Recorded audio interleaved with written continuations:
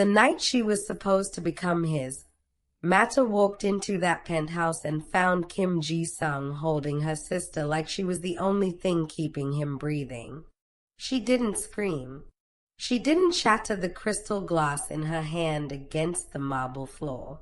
She just stood there, rain still dripping from her coat, the diamond earrings he gifted her still cold against her skin, and she memorized it. Every detail. The way his hands curved around her sister's waist. The way Zara's head tilted into his chest like she belonged there. Like Mata had never existed. Then she turned around, walked back into the soul rain, and disappeared. People always said Mata was the quiet one. Not quiet like gentle, quiet like dangerous water, the kind that runs so deep and still you never see the current until it pulls you under. Her sister Zara was the one who lit up rooms. Sharp-tongued, stunning, magnetic, the kind of woman who made men forget their own names. Growing up, Mata had learned to exist in the space Zara left behind. She didn't resent it. She simply adapted. Which is why, when Kim Ji-sung first noticed her, not Zara, not the dazzling sister, but her, standing in the back of his VIP event with a glass of sparkling water and zero interest in impressing anyone, Mata told herself not to believe it. She didn't believe it for 2 weeks, then a month, then 4 months of 2 a.m. phone calls, of him showing up unannounced at her studio with takeout from the Pojangmaka down the street, of that terrifying, careful way he'd started looking at her, like she was something he didn't have a word for yet. For the first time in her life, Mata let herself be chosen. She should have remembered, in Kim Ji-sung's world, everything beautiful eventually became a casualty. The night she found them, she had been coming to surprise him. She'd made a decision. She was going to stay. Not run from his world. Not keep one foot out the door. She was going to choose him back, fully, the way he deserved. Instead, she walked into the penthouse she had a key to and found her sister already there. Already there. Already his. Mata stood in that doorway for exactly 4 seconds. Then the cold thing she'd spent years burying, that deep, quiet current, rose up inside her, swept every trembling emotion off its feet, and carried her out into the rain. She didn't take her suitcase. She didn't take the jewelry. She left the key on the elevator floor and she ran, not with panic, but with the terrifying, silent precision of a woman who had always known, somewhere in her bones, that this piece was borrowed. She just hadn't known who she'd borrowed it from. What she didn't know, what she couldn't have known as she vanished into the rain-slicked streets of Seoul that night, was that she was already carrying the one secret that would make Kim Ji-sung burn the entire underworld to the ground to find her. 2 secrets, actually. And in 5 years, they would look exactly like him. Subscribe to see how this unfolds, and comment where you're watching from. I would love to say hello to you, just to know how far our story is reaching. She moved like someone who had rehearsed the end of her own life, not in a broken way, in the way of a woman who had always kept a quiet, folded plan at the back of her mind, the way you keep a spare key hidden somewhere only you know about. Mata had grown up understanding that safety was never given to you. You built it, brick by brick, in secret, while smiling at the people who assumed you had none. So when she walked out of Ji-sung's building that night, she didn't go home. Home was the first place they'd look. And already, in the cold arithmetic of her mind, she was thinking in terms of they. She took the subway 3 stops in the wrong direction, paid cash for a room in a guest house that didn't ask for ID, and sat on the edge of a narrow bed with her wet coat still on, breathing slowly until her hands stopped shaking. Then she got to work. The phone went first. She wiped it, pulled the SIM, snapped it in two, and flushed the pieces in separate bathrooms. Her bank cards she used once each, cash withdrawals from machines in busy areas. Never the same district twice. Then she cut them and scattered them in trash bins across the Han River walkway. Her email accounts, her social profiles, the cloud storage where she kept her photographs.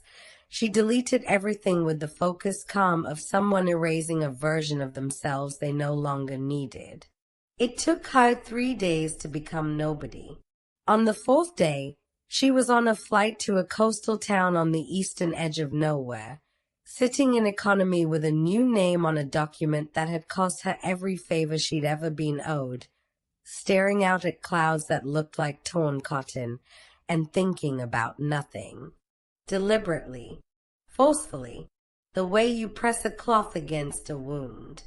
She didn't cry until the plane began its descent.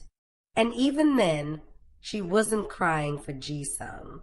She was crying because somewhere between the 3rd and 4th hour of that flight, with her hand pressed flat against her own stomach for reasons she hadn't yet allowed herself to name, the truth arrived quietly and sat down beside her like an uninvited passenger.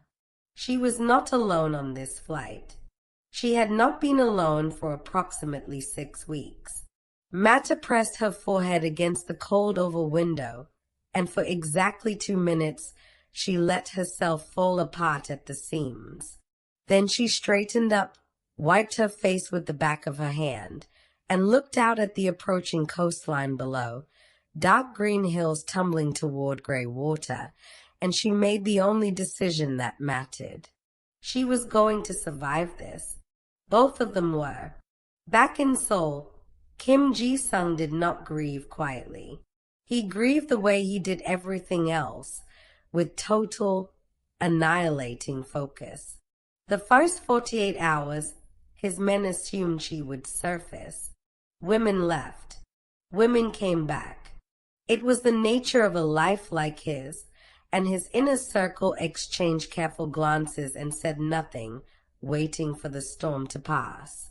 By the end of the first week, they understood this was not a storm. This was a man discovering that the one thing he hadn't fortified, hadn't protected, hadn't thought to make contingency plans for, was himself. He dismantled her apartment looking for clues and found nothing. He pulled CCTV footage from 12 different districts and tracked her movements up to a point, and then she simply vanished. Like smoke, like she'd always known exactly how to disappear from a world like his, which enraged him in a way he couldn't articulate because it also, in spite of everything, made him proud of her. He called Zara once. Just once. The conversation lasted less than a minute. Zara was crying before he finished his first sentence, saying things, explanations, justifications. It wasn't what it looked like, and Ji-sung listened to all of it in complete silence and then hung up with the quiet finality of a man closing a door he would never open again. He never called her back. What followed was a season of darkness that even his most loyal men spoke about in lowered voices for years afterward. Ji-sung moved through the underworld like something had been surgically removed from him, and he was trying to fill the absence with work, with dominance, with the controlled destruction of every rival organization foolish enough to test him in his grief. He expanded the Kim Empire with cold, mechanical precision. He won territory he didn't want. He sat at the head of tables full of powerful men and said very little and made every single one of them afraid. And every night, without fail, he put a glass of scotch on the table in front of the empty chair across from him and stared at it until his vision blurred. His people called it dedication. His enemies called it madness. Ji-sung called it patience. He was going to find her. He was simply going to have to become something terrible enough to do it. 5 years is a long time to become someone else. Mata had become very good at it. The coastal town of Iajin sat at the hem of the sea like it had been placed there deliberately, small enough to know everyone, large enough that a quiet woman with 2 children didn't attract sustained interest. She had built a life here with the careful, deliberate craftsmanship of someone who knew exactly how fragile it was. A small house on a hill with blue shutters. A job at a local guest house, managing bookings and occasionally cooking breakfast for tourists who came for the fishing and the gray-green water. A garden she tended on Sunday mornings while the twins slept late and the sea breeze came through the kitchen window smelling like salt and distance. It was, by any measurable standard, a quiet life. It was also the most fiercely guarded thing she had ever built. Leo announced himself at dawn every single day, appearing at her bedside with the focused intensity of a small general reviewing his troops, dark eyes wide and already processing his first 14 questions of the morning. He had Ji-sung's jawline, already, at 5, sharp and certain, and Matai's stubbornness, which meant he wore the combination like a weapon he hadn't yet learned to sheathe. Hannah was different. Hannah watched. She sat in corners of rooms and observed people with an unsettling patience that made the guest house owner, Mrs. Park, call her an old soul in a tone that was equal parts admiring and slightly unnerved. She had Mata's eyes, warm and deep and caring things, and something of Ji-sung's controlled stillness. When Hannah looked at you, you felt briefly, strangely seen. They were 5 years old and already, unmistakably, extraordinary. Mata read to them every night. She taught them 2 languages, kept them away from screens with cameras, enrolled them in a small school under a different surname. She was warm with the neighbors and closed about her past, and the story she told, a widow, relocated for a fresh start, was simple enough that no one questioned it. She had become, in 5 years, a woman who laughed easily and slept lightly and never, not once, stopped watching the road. It was a Tuesday in October when the black SUV appeared. Mata noticed it the way she noticed everything that didn't belong, the way a body notices a drop in temperature before the mind catches up. She was at the market, Leo on her hip arguing passionately about whether they needed more than one type of orange, Hannah walking ahead with the focused deliberateness of a child on a private mission. And then Matai's eyes moved to the far end of the market lane and found it. Black, late model, tinted windows, parked at an angle that gave the driver a clean sight line to the main entrance. It had no reason to be here. Iajin was not the kind of town people drove that kind of car through. The fishermen drove trucks. The tourists rented small sedans with scratched bumpers. That car was soul. That car was money. That car was someone looking for something specific. The cold thing inside her woke up. She didn't run. Running was visible. Running was memorable.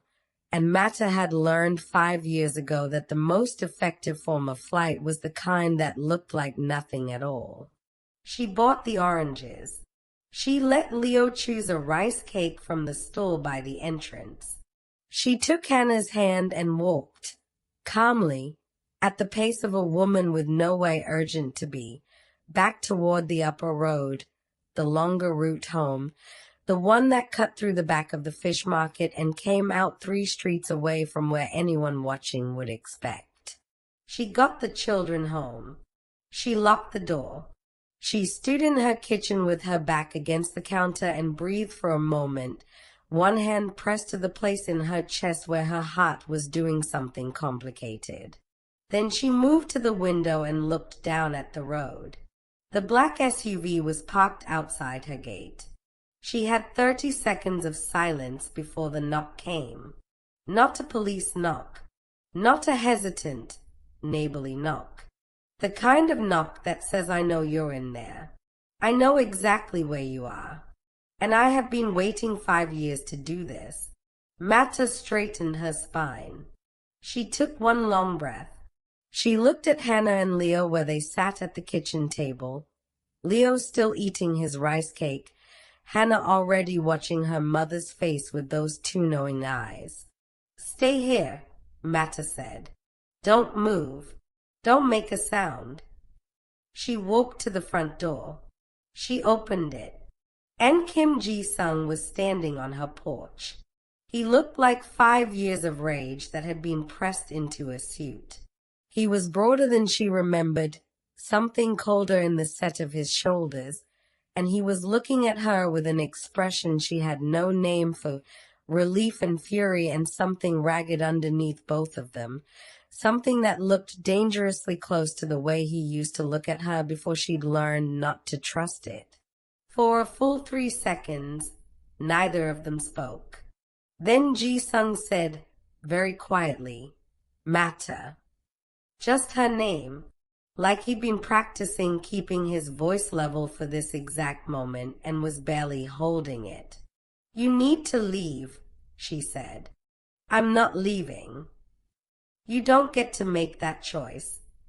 I've been making that choice every day for 5 years. His voice was still controlled, but she could hear what was underneath it. The seismic thing, the belly contained something that had burned down half a city looking for her. Every day I made the choice to keep looking. You don't get to close this door. I do, she said. This is my door. You don't have a single right to anything on this side of it. His jaw tightened. You disappeared. You vanished without a word. Without. I saw you, she said. Flatly. Finally. Like setting down something heavy she'd carried too long. I saw you with her, Ji-sung.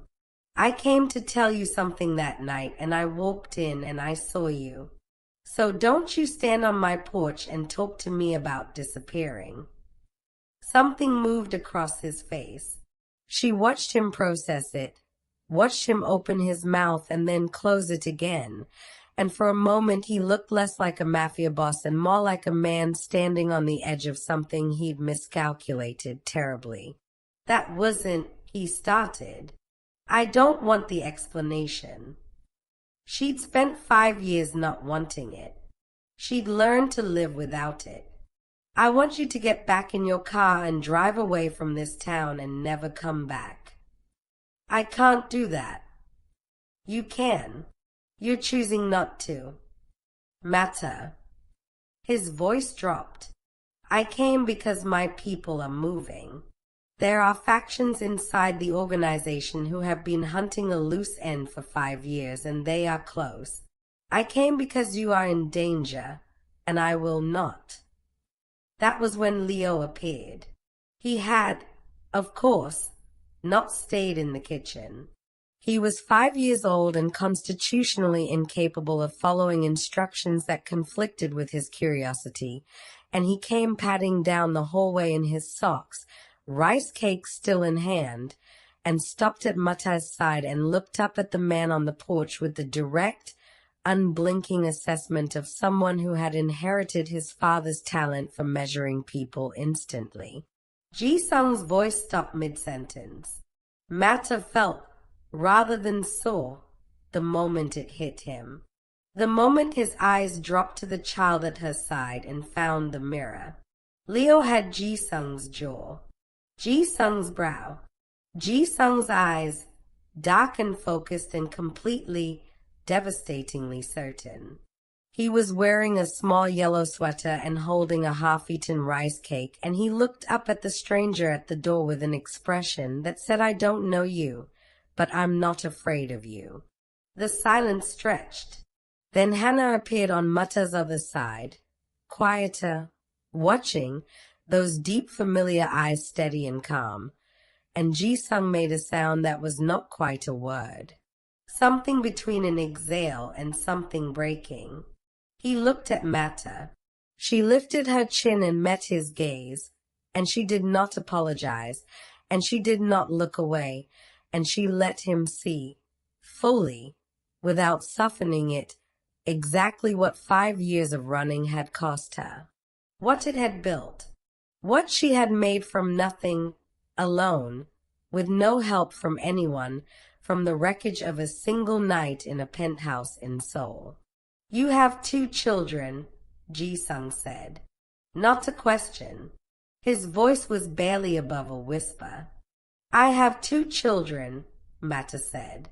He looked at Leo again. Leo looked back at him with those unflinching dark eyes, then turned to his mother and said, with the perfect, devastating timing of a child who has no idea what he's doing to the room, "Mama, why is he crying?" Ji-sung was not crying. His face was stone. But his eyes were doing something Mata had only seen once before, on the night 3 years into their relationship when he'd told her, haltingly, that she was the only person he'd ever wanted to be different for. She looked away first. It was the only mercy she had left to offer him. "Come inside," she said quietly, not warmly, not as an invitation but as a tactical decision, because he was right about one thing. That SUV parked outside her gate was the beginning of the end of this piece, and she had 2 children to think about. "And don't touch anything." Ji-sung stepped across the threshold of her small house on the hill, with its blue shutters and its Sunday garden and its careful, constructed life, and Mata closed the door behind him. Outside, the sea moved against the shore the way it always did, patient and indifferent and older than any of them. The piece was over.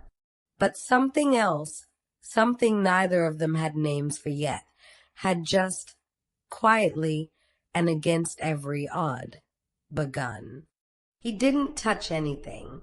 He stood in the middle of her small living room like a man who had been placed inside a snow globe and was only just beginning to understand the gloss around him. His eyes moved across everything.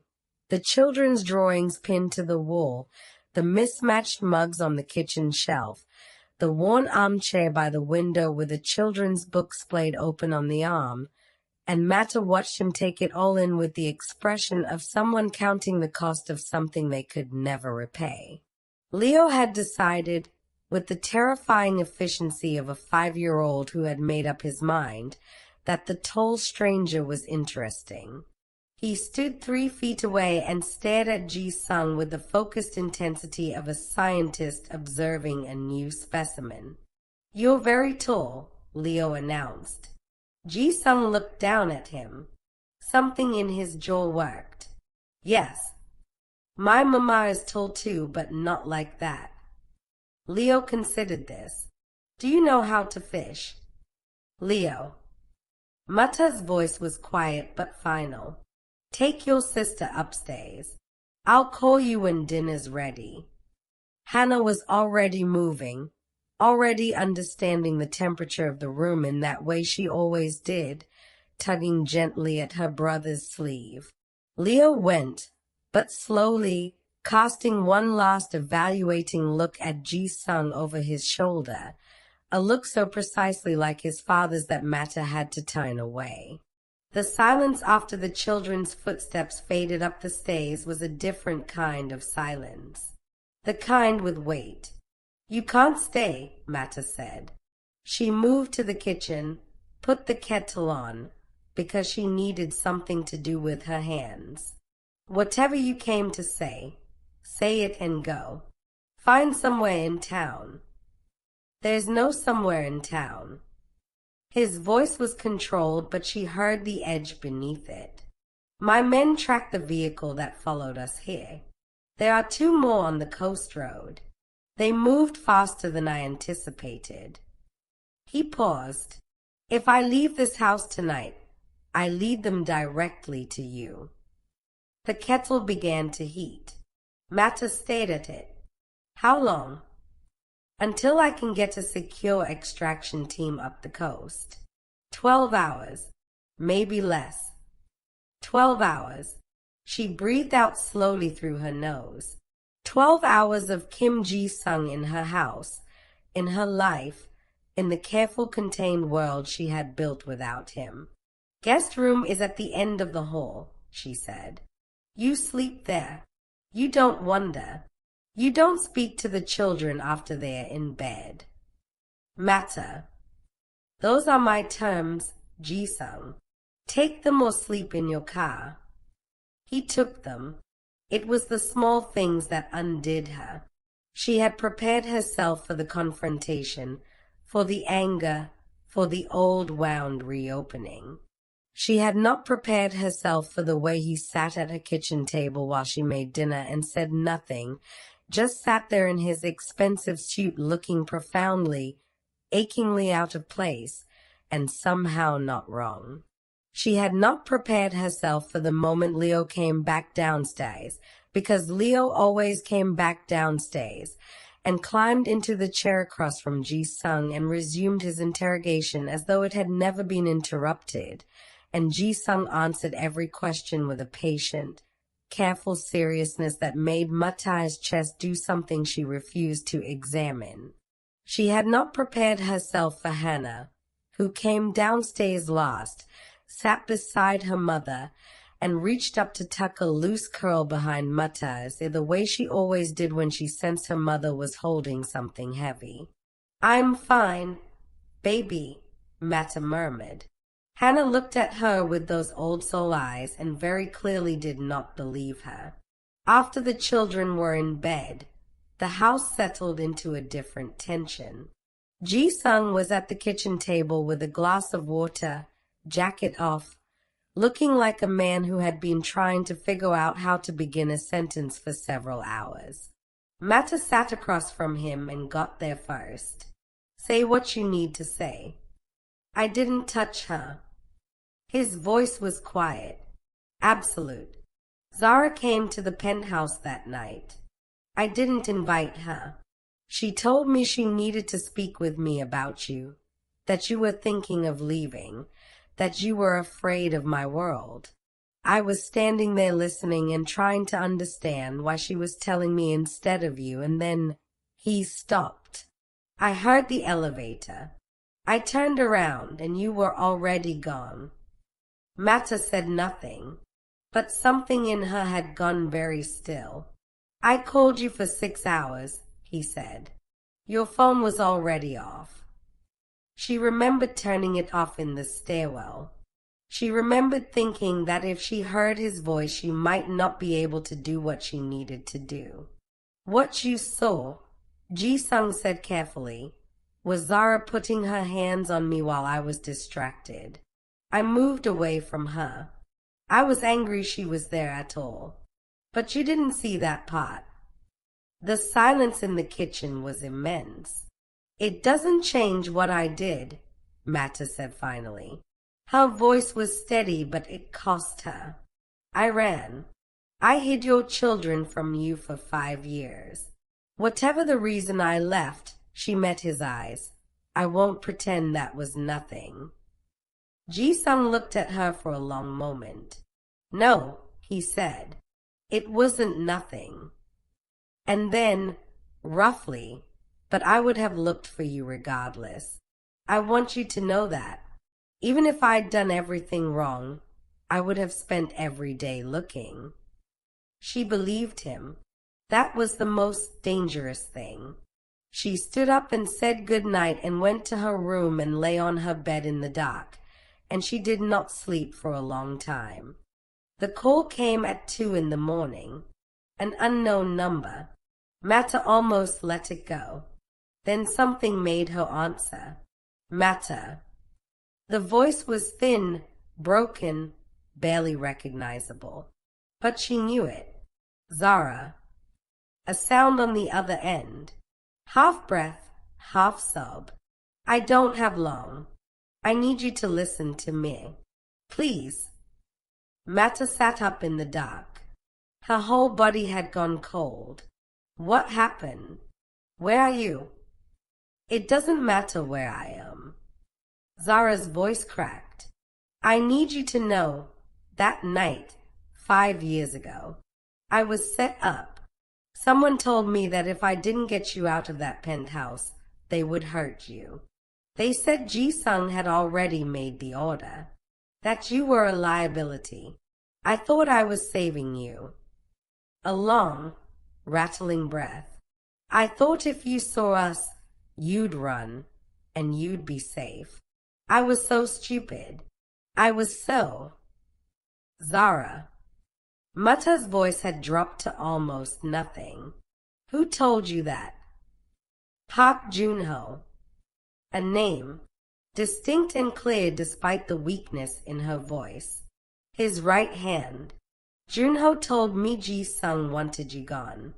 He gave me the access code to the penthouse. He staged it. Mata. He needed you to disappear so he could. She stopped. A sharp sound. Then, I'm sorry. I'm so sorry. I've been trying to get clean enough to call you for 2 years and The line went dead. Mata sat in the dark with her phone in both hands, her mind moving fast and cold and clear. 5 years. 5 years of believing in a betrayal that had been built for her, constructed specifically to make her run, to put her exactly where someone needed her, afraid, hidden, alone. She got up and walked down the hall and opened the guest room door without knocking. Ji-sung was already awake.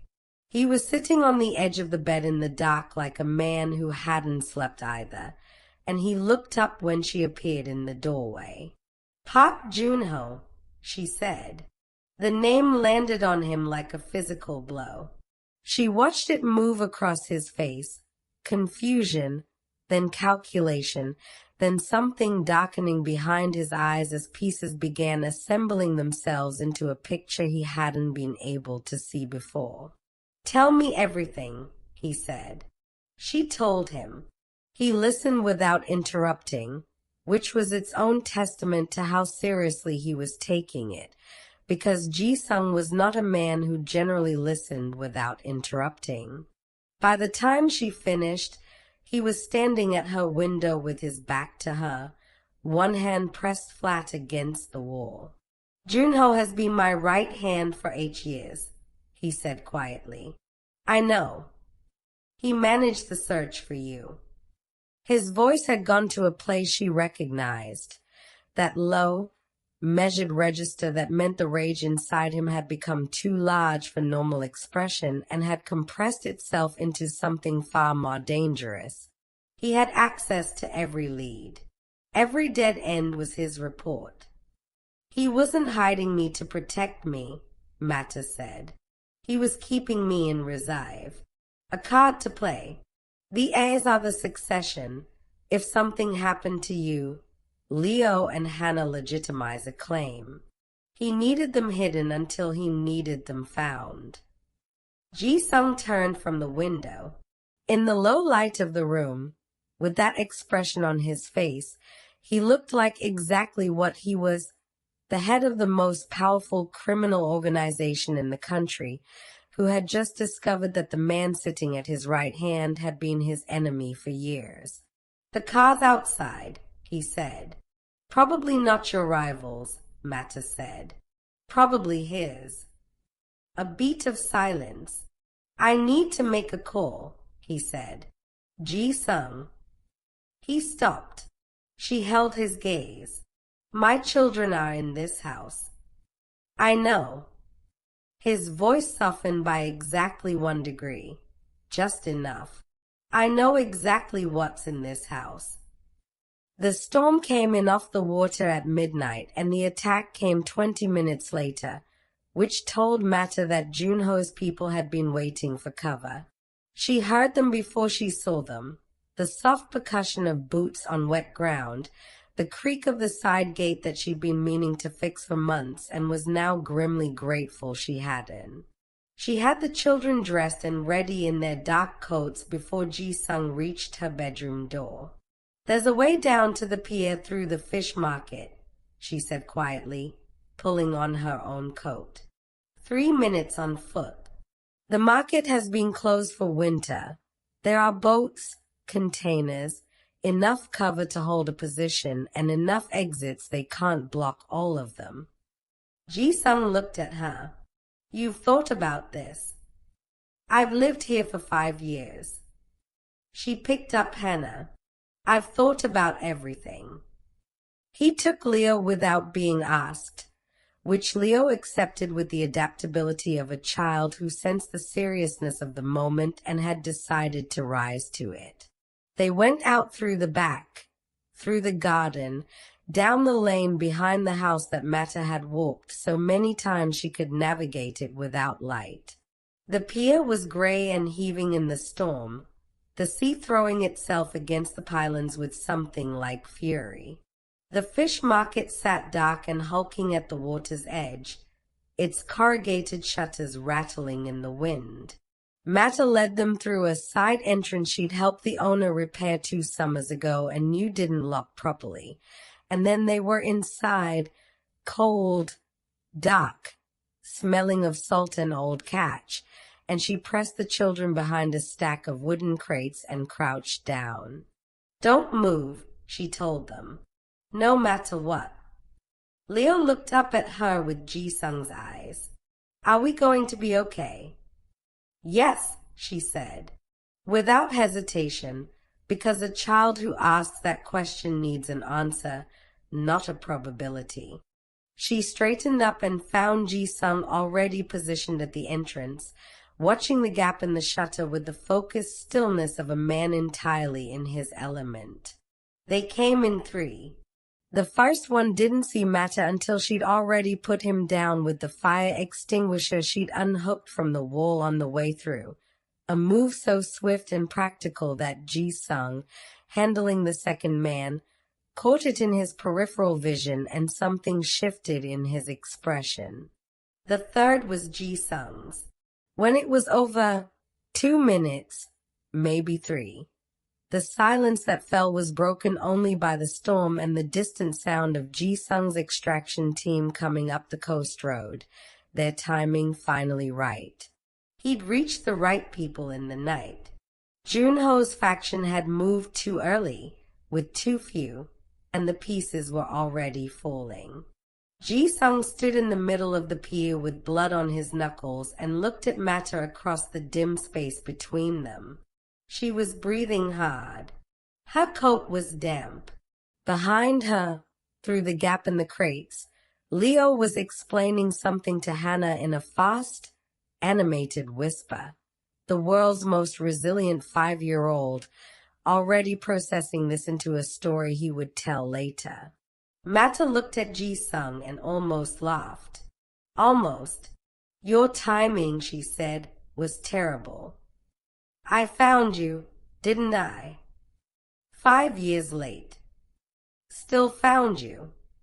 Junho was taken before sunrise. Ji-sung made 2 calls and it was done. The man who had spent 5 years sitting at the right hand of power while quietly dismantling it from within, who had used a woman's grief and a sister's fear as instruments of his own ambition, was removed from the board with the cold efficiency of an organization settling its own accounts. The factions that had backed him dissolved. Some surrendered. Some ran. Ji-sung's people handled the rest.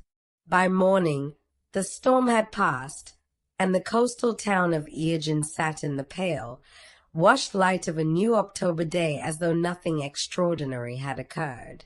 Mata sat on her porch with 2 cups of tea and watched the sea. Ji-sung came and sat beside her and accepted the cup without a word. They sat in silence for a while, which was something she hadn't expected to be possible with him, the sitting without filling the space. He had learned that somewhere in 5 years. She wondered what else he had learned. "I need to go back to Seoul," he said eventually. "There's a restructuring that has to happen. People who need to be told directly where things stand." He paused. It will take some time. Okay, she said. He turned to look at her. I'm not asking you to come with me. I know. I'm asking. He stopped. Tried again, and she could see the effort it cost him. This man who had never in his life asked for anything he wasn't prepared to take. I'm asking what you want. Matter. Not what makes sense for the organization, not what's strategically correct. He set down his cup and looked at her directly, without defense, without performance. What do you want? The sea moved below them. Somewhere inside the house, Leo was already awake, already loud, already generating chaos with the bright, exhausting energy of a child who had never learned to start slowly. Hannah's voice followed, quieter, but present. Mata looked at Ji-sung. I want you to understand something first, she said. This is my life. This house, this town, the way I've built things. That doesn't go away because you've arrived. I know that. I'm not coming to Seoul to live in a penthouse and be the boss's woman. I'm not going to be managed or protected or decided for. She held his gaze. If there is something between us, and I'm not saying there is, I'm saying if, it is between equals. You bring your world to the table, I bring mine, and we build something that belongs to both of us. Or we build nothing. Ji-sung was quiet for a long moment. Then, I spent 5 years becoming something terrible because I had no reason not to be. His voice was low. You gave me a reason to be something else. Both of you, all three of you. He glanced toward the window, where Leo's shadow was moving past in the way of a child who would shortly be requesting breakfast at significant volume. I'm not here to own you, Mata. I stopped knowing how to be anything else for a while.